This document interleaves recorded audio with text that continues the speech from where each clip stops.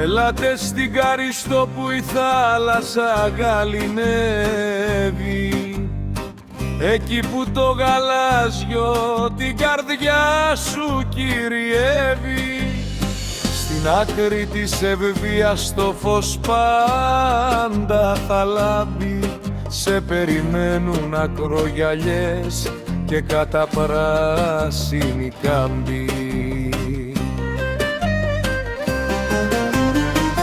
Το Καστέλο Ρώσο στέκει ψηλά με ιστορία, χαρίζοντας την κάθε σου στιγμή μια μαγεία.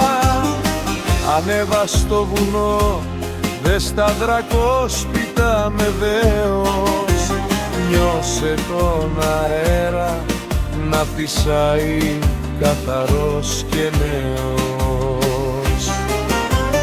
Κι αν ο αέρας ο τρελός καμιά φορά φυσήξει, είναι για να σου διώξει κάθε λύπη και κάθε πλήξη.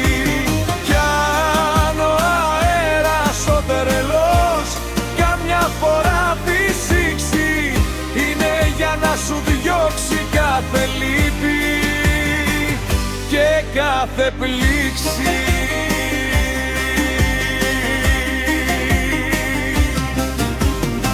Τα ταβέρνακια στο λιμάνι στρώνουνε τραπέζι, με ουζό και με ζέδες που ο ήλιος πάνω παίζει. Γεύσου το κουρκουμπίνι και το ντόπιο το κρέας, γίνε κομμάτι μιας μεγάλης και ζεστής παρέας. Μη το σκέφτεσαι πολύ, ο δρόμος σε καλεί, η Καριστό σε περιμένει, είναι μια αγκαλιά πολύ. Κάνε το πλάνο σου τώρα, πάρε το πρώτο πλοίο, ζήσε το καλοκαίρι σου σε ένα δικό σου τοπίο.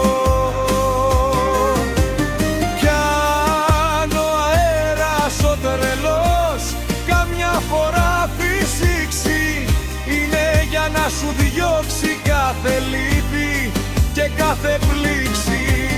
Κι αν ο αέρας ο τρελός καμιά φορά φυσήξει, είναι για να σου διώξει κάθε λύπη και κάθε πλήξη.